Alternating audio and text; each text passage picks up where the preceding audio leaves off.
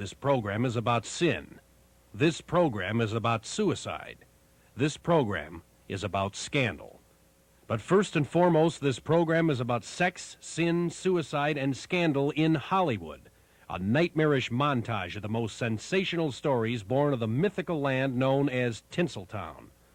From casting couch to coffin, the documented tales of countless celebrity highs and lows unfold in Hollywood, scandals and tragedies. For more than 60 years, the public triumphs and private shame of their lives were exposed to an eager audience. The incredible stories of our entertainment giants is recalled as we re-examine the bizarre tales which emerged from America's entertainment capital. Hollywood Scandals and Tragedies reviews countless tales of scandal. Charlie Chaplin. The charges Chaplin's teenage bride brought against her famous spouse were termed deviant, unnatural, and perverted. Fatty Arbuckle, accused of committing an unnatural rape upon an innocent young actress. Did Arbuckle savagely abuse Virginia Rapay? The truth is revealed in Hollywood, Scandals and Tragedies. They were sex symbols to millions of admiring female fans. Privately, they preferred intimate encounters with men. Their secrets are revealed in Hollywood, Scandals and Tragedies. Errol Flynn. The details of his rape trial caught the imagination of the world press. 2 teenage women brought sensational charges against Filmland's Don Juan. Jane Mansfield. She used her body in lieu of talent to advance her career. She left a legacy of sex and scandal en route to her tragic end. George Superman Reeves. His mother insisted his death was murder. His corpse was subjected to several autopsies in search of the truth. Freddie Prinze. His flirtations with death finally took the distraught drug abuser over the edge. Ted Healy. He created the Three Stooges. A belligerent Healy on a drinking binge led to his being beaten to death. Sharon Tate. Her brutal murder and subsequent mutilation kept security companies in Los Angeles active for months, guarding an anxious movie colony. Frances Farmer. A glittering star who fell from grace with Hollywood's social strata and spent the best years of her life in mental institutions, subjected to sexual harassments, electric shock treatments, and unbelievable degradations. Carl Alfalfa Switzer. The story of this popular child star and the tragic tales of other prodigies are examined as their careers faded. The unexpurgated, uncensored stories of naked Hollywood, the monsters, the liars, the sayers, the sacrificial lambs slain upon Hollywood's pagan altars, all exposed in Hollywood, Scandals and Tragedies. Coming soon.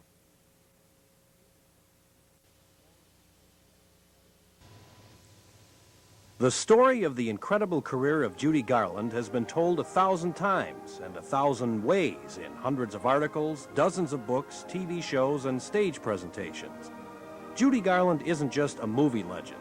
She's an American institution.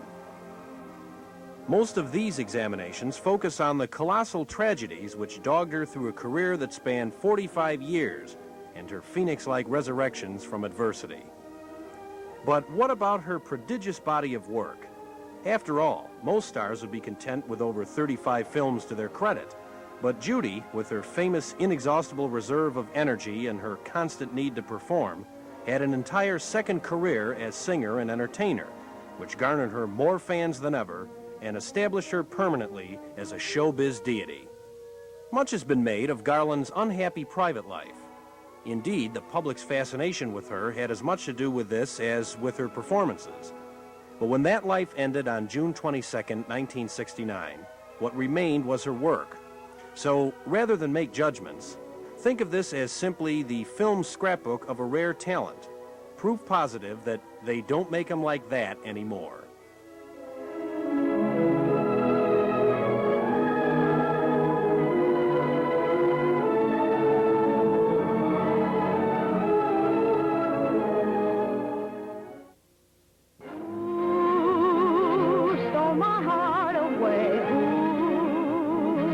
Makes me dream all day, dreams I know can never come true. Seems as though I'll ever be blue. Means my happiness too. Would I answer yes to?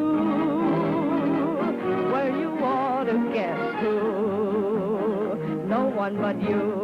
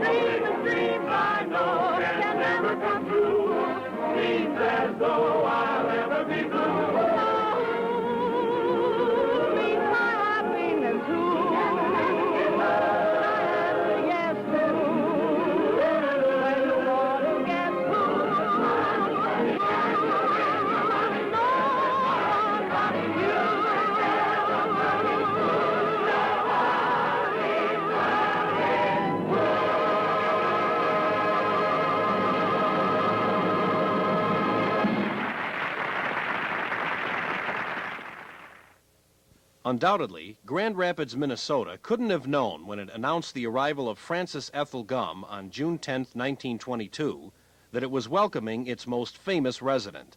In fact, her mother wasn't exactly crazy about it to begin with, having given birth to 2 daughters already. But Judy, or Baby Gumm as she came to be known professionally, began showing her budding talent almost immediately, debuting at age 2.5 in the New Grand Theater, between showings of a Mary Pickford feature.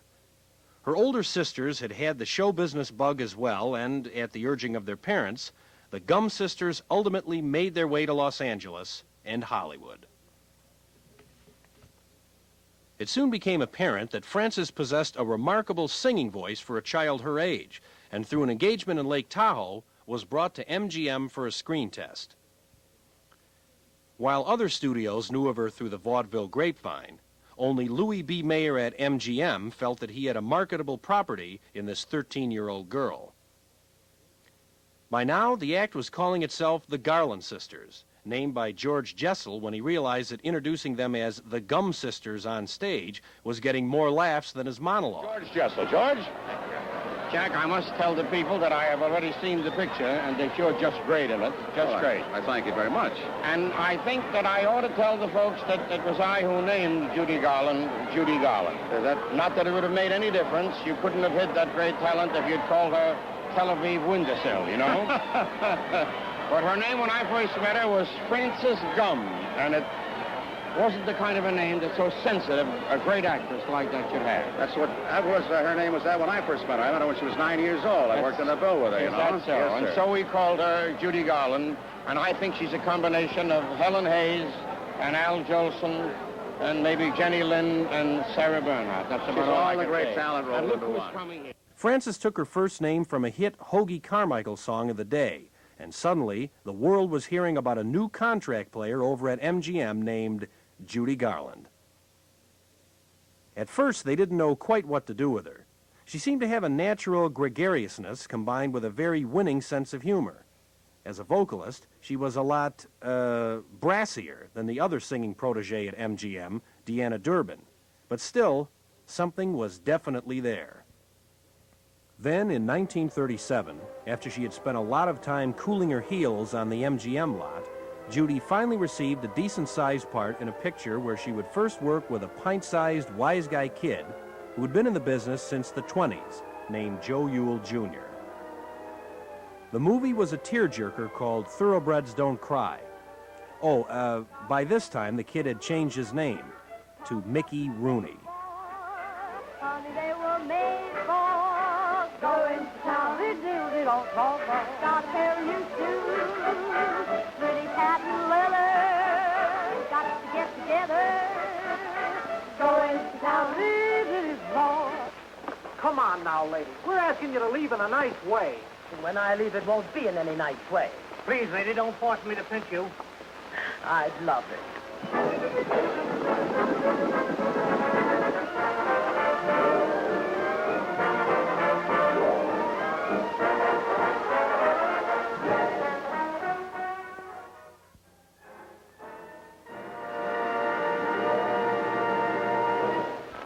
Once MGM had solidified an image for Judy, that of the wide-eyed, vulnerable kid, not glamorous but cute, with a voice most adults would kill for, her days of inactivity at MGM were over.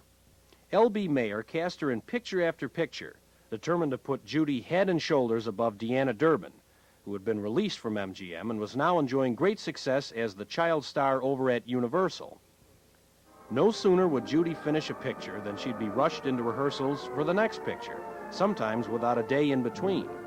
This grueling pace would continue for the rest of her career at MGM. Now, there would be no turning back. By the way, her first starring vehicle came that same year with fellow child star Freddie Bartholomew in Listen, Darling. I hope we'll never depart.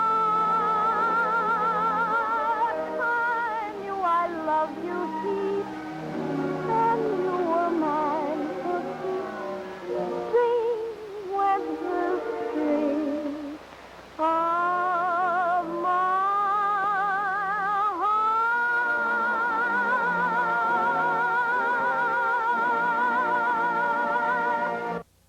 There was anybody else besides us. I mean, besides you and Billy and me. It wouldn't seem like the same family, Dottie. Look, maybe she won't marry him after all. But she will. I know she will. They'll sit there in Daddy's chair and go, ha, ha. Come on, Bud. We've got to turn back. I'll be safe. Take her back to Mary Drub Oh, no. No. and sit tight and quit yapping. Boy, I'm going to start out tomorrow and find him. Bud, people just don't go out and find husbands. 3 cheers for 4 musketeers. Only 4. Just 4. Just for? No more, for 5 would be a crowd. Yes! Rock, rock, rock. This boom buzz. Hey, diddle, diddle. And the la-la will go bumpty bump. Bumpty bump. Bumpty bump, bump, bumpty bump on the bumpy road to love. Hail, hail, the gang's all here. Home sweet home is in the rear. Bumpty, bumpty, bumpty bump on the bumpy road to love.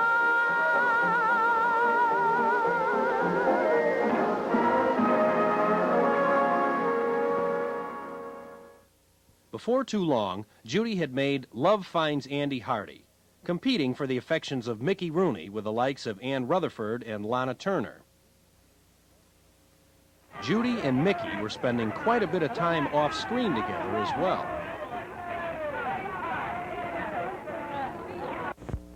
Can we have 2 cones, please? And I like a diamond change, too. Are you saving him, Mickey? I'm going to give mine to President Roosevelt. President? Why, Mickey? Yes, you see, Judy, I've got my envelope made out right here. It's all ready to go. See for yourself. Oh, I know. That's a March of Dimes, the Infantile Paralysis Fund. That's right. And, Judy, when I spend a dime on myself for some little luxury like this, I always think about those unfortunate kids and how far just a dime will go toward helping. Gee, Mickey, we don't know how lucky we are and how much we have to be thankful for with our health and our happiness. Judy, and that's why we should do all that we can to help all of those who can't help themselves. I know. Can I put a dime in your envelope? Oh, you know that you can. And that's what every good American should do. Join the March of Dimes. Send yours to President Franklin Roosevelt in the White House.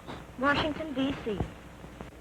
Really look serious this time. Mr. Mayor, I'd like to ask you a few questions. Go ahead, Mickey. Well, I have a lot of friends around out where I live out on the coast, and they'd like to come and visit the World's Fair, but I want to ask you if there's any place that they could stay other than the Park Avenue Hotel. Why, sure, Mickey.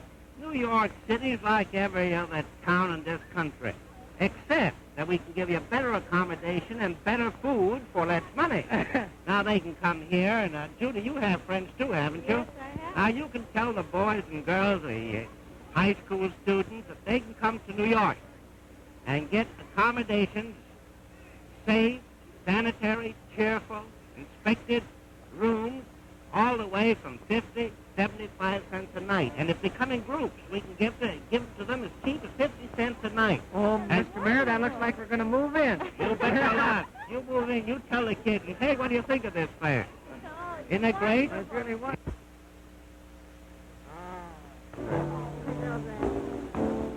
Look at.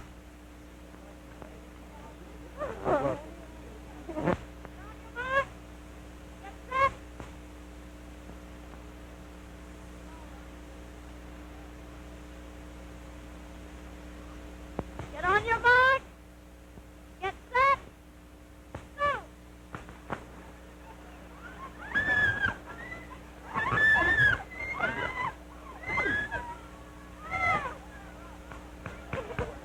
Say, kids, don't you think it'd be a good idea if Marjorie gave us a few dives? Yeah. All right, how about it, Marjorie? Sure thing, Mickey. Go ahead, and then after that... Kids, my first dive will be a full soldier nut, a half old. Watch.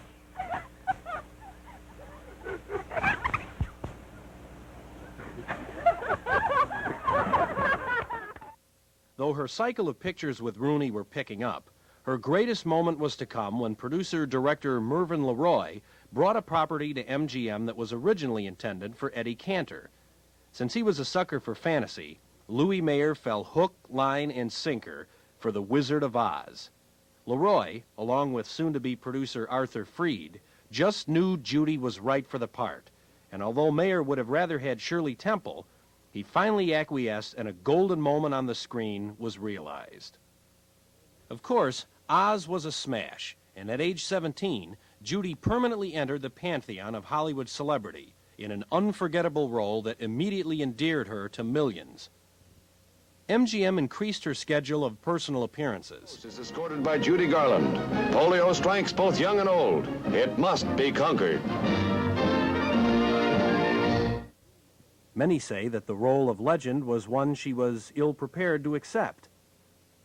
With no time at all to mull over what she had accomplished in The Wizard of Oz, it was on to Judy's next project, the first as an actual team with Mickey Rooney, called Babes in Arms. Based on a hit Broadway show by Rodgers and Hart, this was the first project at MGM for a gentleman who had other experience directing some young ladies with beautiful legs, Busby Berkeley.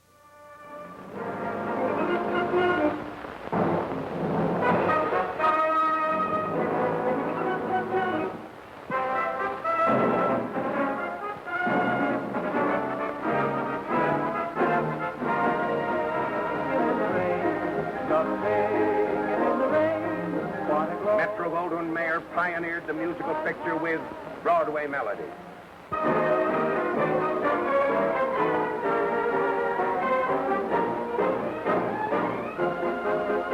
Metro-Goldwyn-Mayer setting new musical fashion with the great Ziegfeld.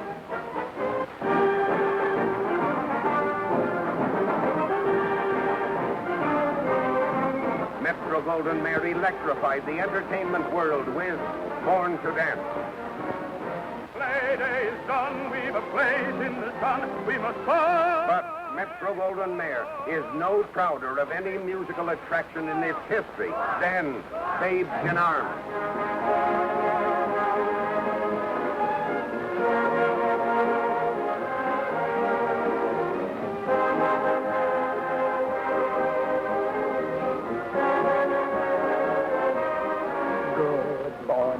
It's a lovely morning. Good morning. What a wonderful day.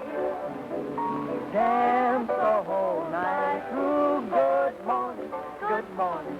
Do you? How do you just sing? I said good morning. The sun is shining. A good morning. Here's birdie sing. It's great to say a great good morning. Good morning to you. Things we stood and talked like this before.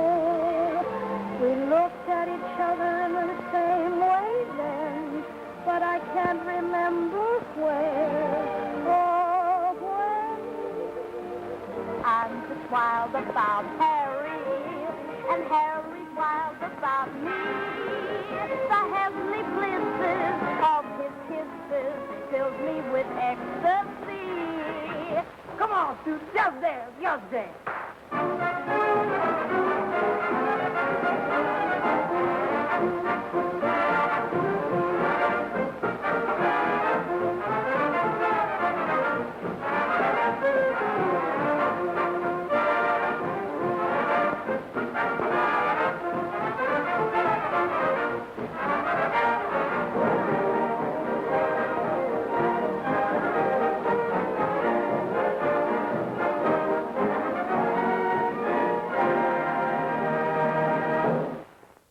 The hectic pace continued.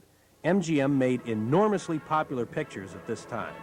It couldn't afford to let any of their stars take a rest, and Judy was fast becoming one of those indispensable stars.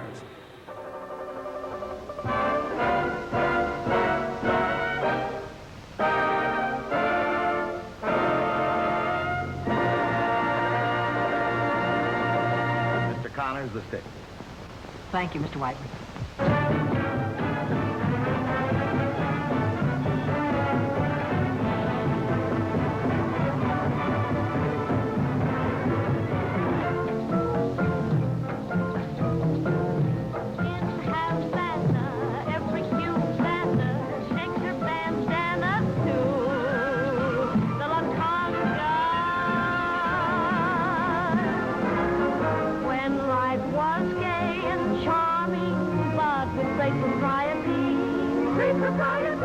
And Grandmama was horrified if Grandpa saw her near. Then you'd never see a thing. Give a cheer for each dear souvenir of the dear day 90. And we'll all give a cheer as we stand to the man with the stick in his hand. He's the man whose command of the band makes the band. And can't go wrong with a happy song.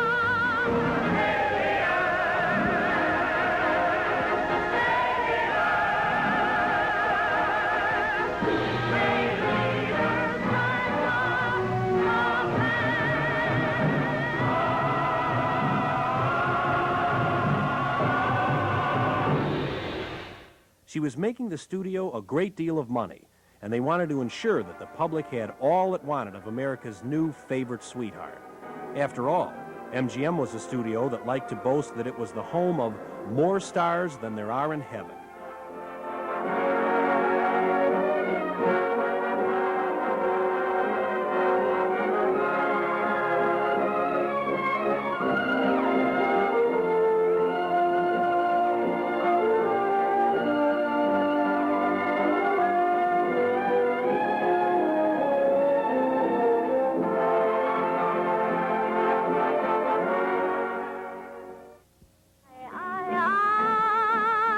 They call her Minnie from Trinidad.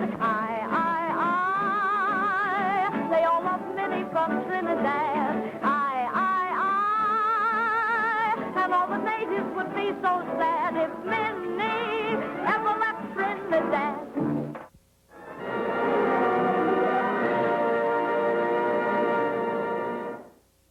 It's common knowledge that in the glittery fairy tale world of Hollywood, celebrities often have problems separating their private lives from their screen fantasies. Judy Garland was certainly a textbook example. And who could really blame her? Achieving stardom at an age when most youngsters are simply trying to figure out who they are. She may have found herself actually believing her trumped-up publicity releases and studio biographies. Such an identity crisis would certainly manifest itself in the confused, self-destructive Garland of later years. As Judy began to mature into womanhood, the studio tried to link her romantically with other young contract players on the lot, particularly Mickey Rooney. Judy managed to drum up a few beaux of her own as well. Through the years, her infatuations included Robert Stack, Tyrone Power, and popular bandleader Artie Shaw. Her first marriage to composer David Rose in 1941 didn't last long, but it forced MGM to think about casting Judy in more mature roles. Much to their dismay, young Judy was all grown up. As the United States entered into war, American troops were delighted to see their favorite gal drop in to perform her biggest number by request. But now for the whole AEF, for the Army nurses and Red Cross girls, civilian workers on the fighting fronts, and for the 512 gang who signed themselves Squarehead Bakowski, Cyclops Sink, Body Meeks, Stuka Martin, Incendiary Stasi Wahi, and Sad Sack Jack. Here's one of your all-time sweethearts, another command performance for that lovely sweater girl, Judy Garland.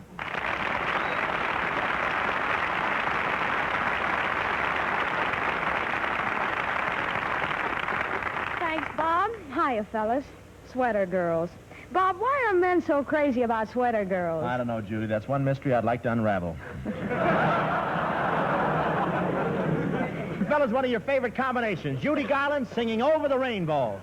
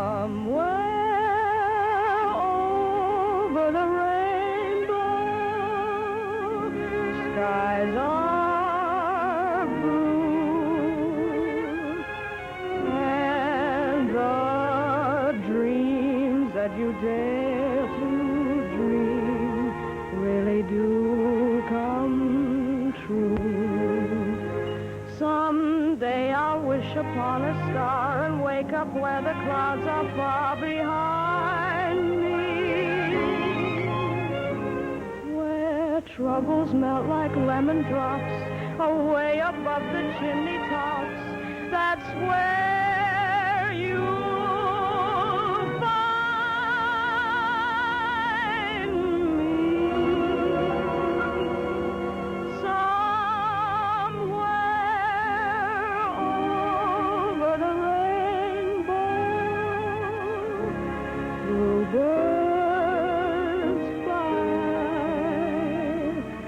Birds fly over the rainbow.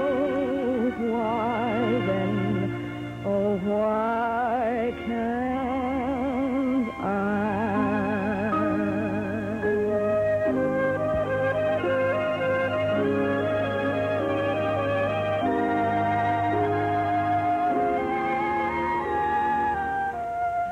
If happy little bluebirds fly beyond the rainbow, why, oh, why can't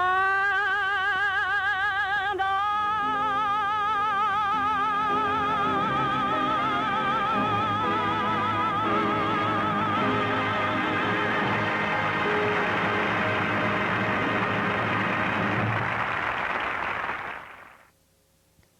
Next up was the last picture written for the Garland-Rooney team, and many feel their best. By now, Judy was at the top of her form, more glamorous, in better voice.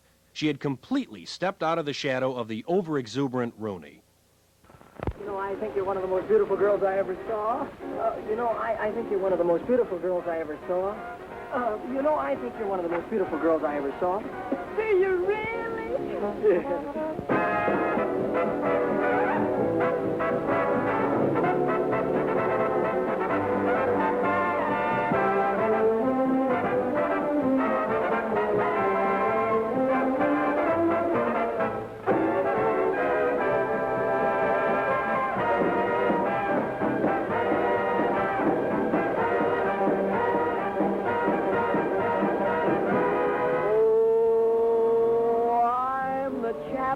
To make you happy, I'll tie your shoesies and chase your bluesies. Oh, lady, would you? Oh, lady, could you use me? They're riding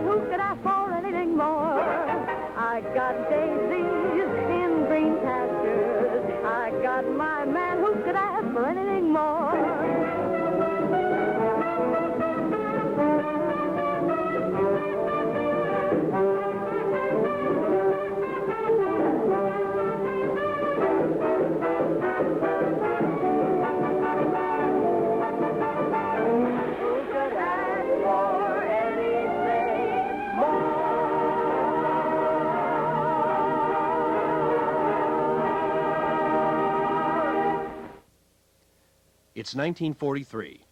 MGM is preparing to shoot what might be its biggest and best musical yet. It's a period piece set in 1904. So huge, expensive sets must be built.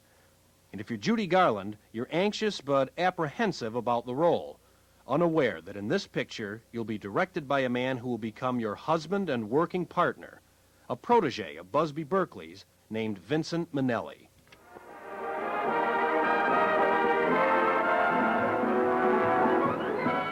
Clang, clang, clang went the trolley. Ding, ding, ding went the bell. Zing, zing, zing went my heartstrings. From the moment I saw him, I fell.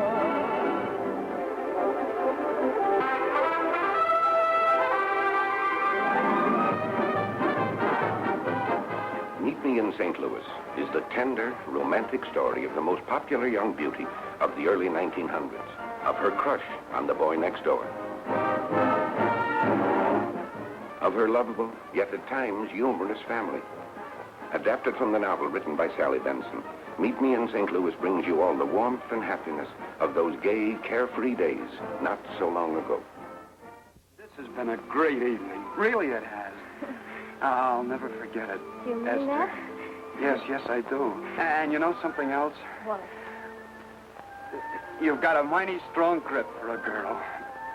If you like me like I like you, and we like both the same, I like to say, just every day, I like to change your name. Oh, Esther does wonders for your figure. I feel like the ossified woman in the sideshow. You look grand, simply elegant. We will dance for hoochie coochie. You will be my tootsie wootsie. If you will meet me in St. Louis, meet me at the fair.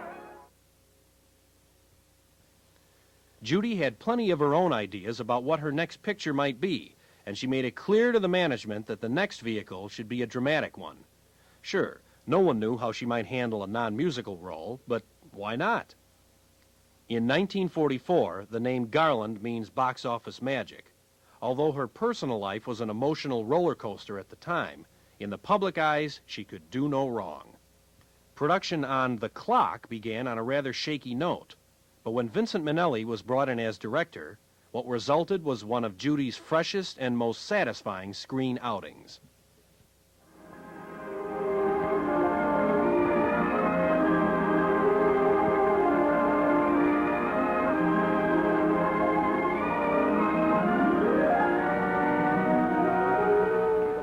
State of New York now pronounce you husband and wife.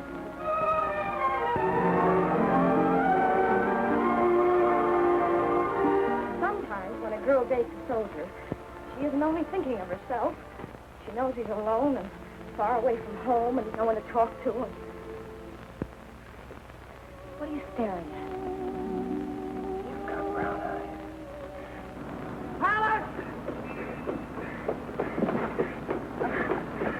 Will you break that date tonight? Yes. Oh, where'll I meet you? Under the clock at the Astor at 7. Where? Under the clock at the Astor at 7. What? Under the clock at the Astor at 7. Joe, darling, Joe, I thought I'd lost you. I didn't know where to look.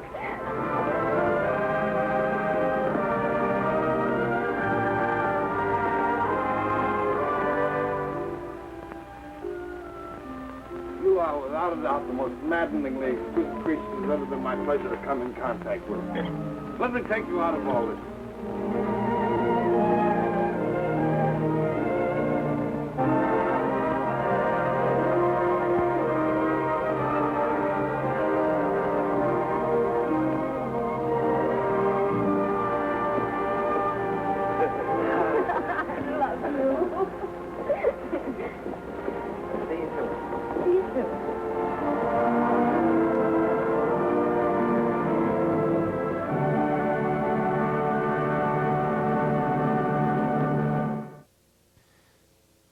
the years that followed, Judy's personal problems escalated. Although Minnelli helped and guided Judy in many ways, he couldn't control her increasing dependence on drugs and her meteoric mood swings. Their union did produce a daughter, Liza, who proved a tremendous source of affection and security, something Judy thrived on. Still, the adolescence that had been artificially prolonged by the studio years ago continued into adulthood, and Judy continued to be a problem at MGM. In 1949, she began work on the Irving Berlin musical Annie, Get Your Gun, which had been acquired specifically for her at great expense. And while she was excited by the project at the outset, certain factors, including her inability to get along with director Busby Berkeley this time around, began to spell trouble. At age 28, she seemed unable to muster the energy to work. Day after day, production was held up as the calls came in from Judy. She would be a little late. She was sick. She wouldn't be in at all today. Berkeley was replaced, but it was too late. On May 10th, 1949, on the set, MGM gave Judy her walking papers. She was through. You breathe! You breathe! The scenes shot with Judy were scrapped, and production resumed with Betty Hutton in the title role. Amazingly enough, Judy's 2 musical numbers still remain, and for the first time anywhere, we've pieced that surviving footage together to give an idea what the movie might have looked like with Judy as star. All right, come on, the man's waiting on you. That's right. Here they are. They look a little dusty, don't they? Well, we're in business together. I pop them, she plucks them, she picks them, and she pulls them. Well, what's the little boy do?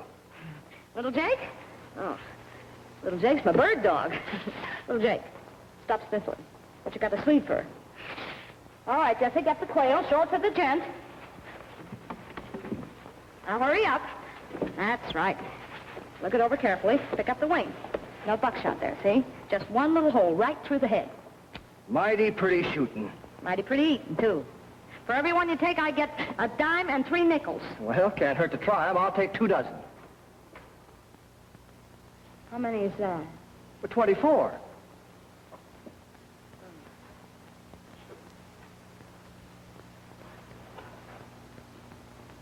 Who do we know can count to 24? I can count to 20. I can only give you 20. All right, leave the bill with them. What's the bill? A bill's a voucher. Don't you keep books? Don't any of you read or write? We don't read as good as everybody. We don't read as good as anybody.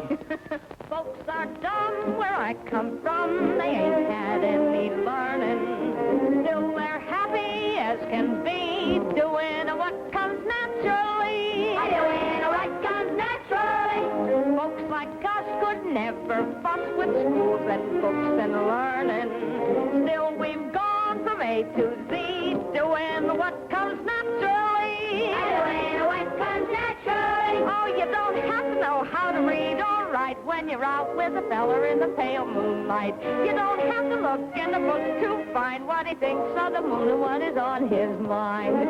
That comes naturally. That comes naturally. My uncle out in Texas can't even write his name. He signs his checks with X's, but they cash him just the same. Cousin Ben got angry when they caught him stealing chickens. I'm within my rights, said he, doing what comes naturally. Doing what comes naturally.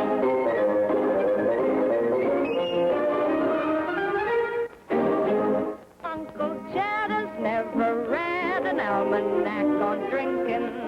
Still he's always on a spree, doing what comes naturally. Doing what comes naturally.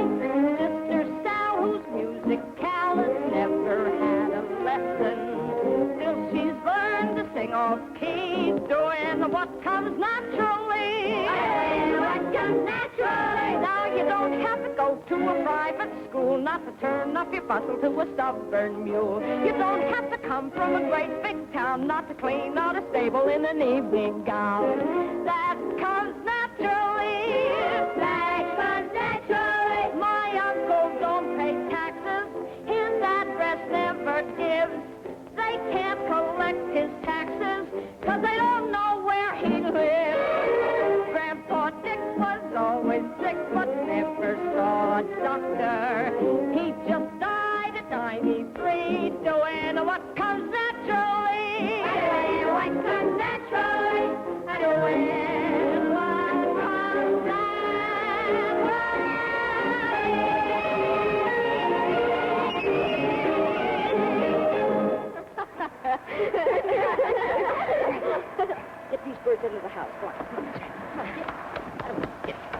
Say, that was mighty pretty singing.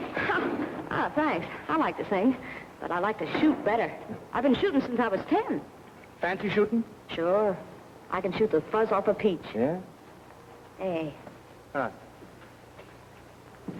see that rooster's head up there? Yeah? No, you don't. Holy jumping Jehoshaphat. Why, that's the darndest thing I ever seen. Oh, that was nothing. Throw your specs in the air. No, I believe you. So how would you like to make $5? For what? Well, there's a swollen-headed stiff here from the Wild West show. Oh, no, I don't shoot people. No. He challenges anybody in the county to a shooting match. Oh, where is he? I can hit anything he can hit standing on my head. All right, I'll match you against him, but you don't get nothing if you lose. Me? Lose? I ain't missed yet. You wait here. I'll tell that manager I got a match for him. What's your name? Annie Oakley. Annie Oakley. Yeah. Come on, Grandma. Gotta get you cleaned up.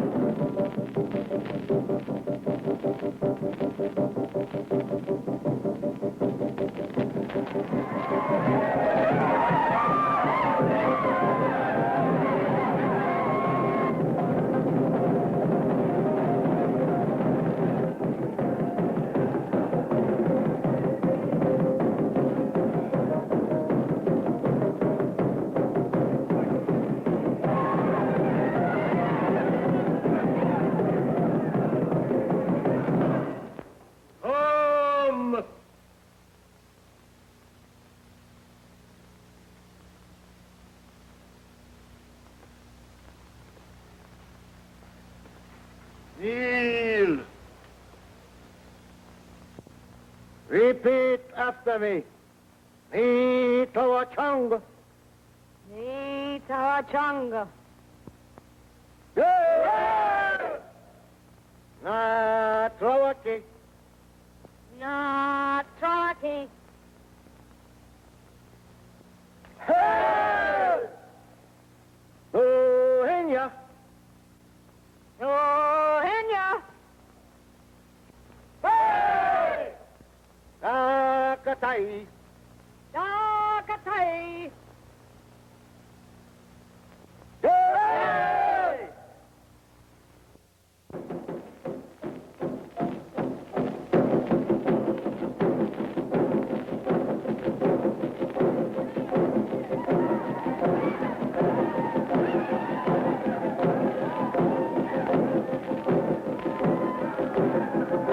Not Indian yet?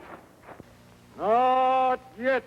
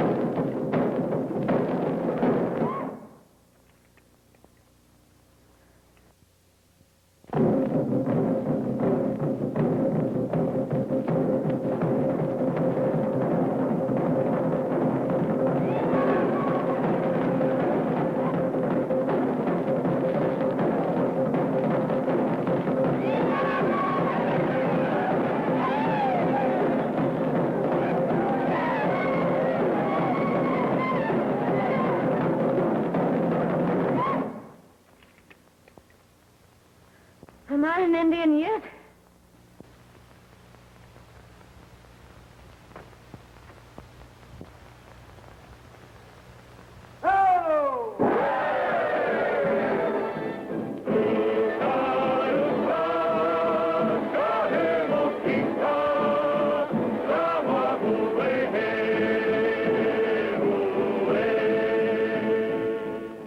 Like the Chippewa, Iroquois, Omaha, like those Indians, I'm an Indian too. A Sioux, a Sioux. Just like rising moon, falling pants, running nose, like those Indians, I'm an Indian too. A Sioux, a Sioux. Some Indian summer's day without a care. I may run away with Big Chief, son of a bear, and I'll have totem poles, tomahawks, small papoose, which will go to prove I'm an Indian too. A Sioux, a Sioux. Oh, I'm an Indian, I'm an Indian, I'm an honest Indian, Indian. I'm an Indian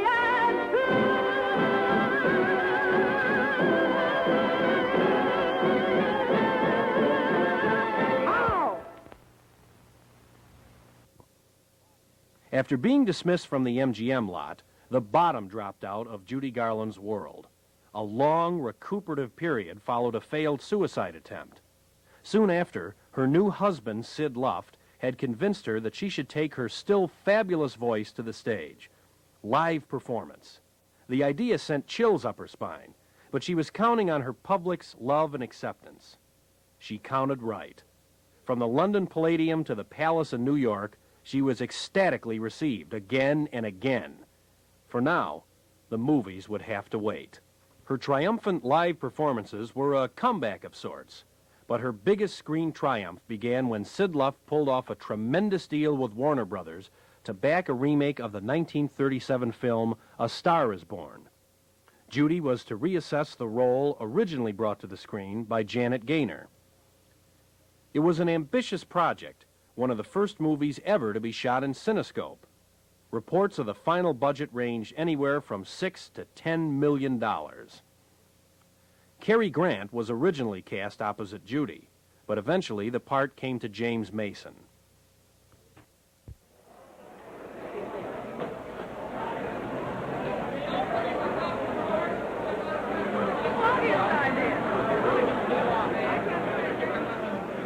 On opening night, Hollywood and Judy Garland were anxious.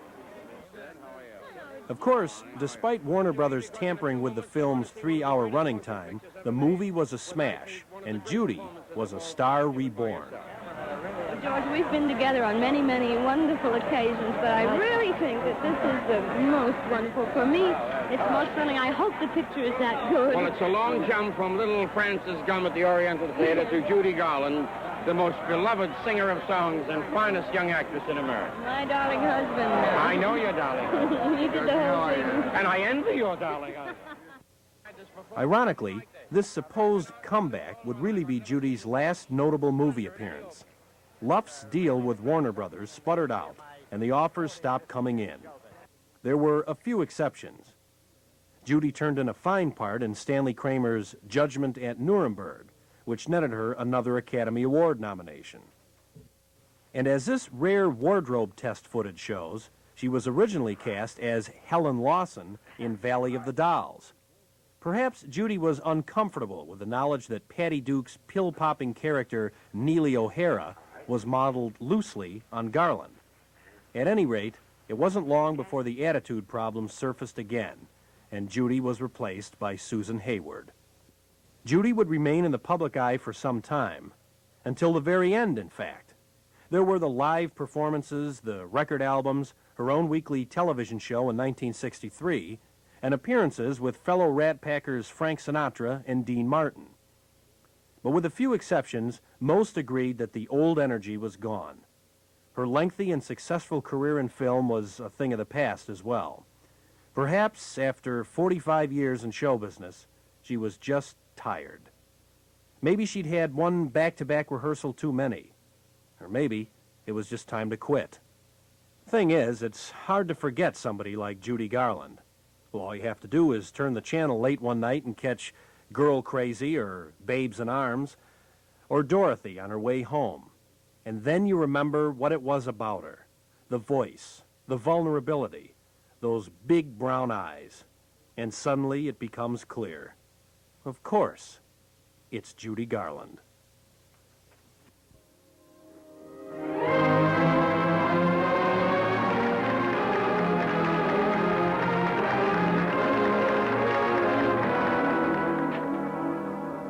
As I wash my dishes, I'll be following a plan till I see the brightness in every pot and pan.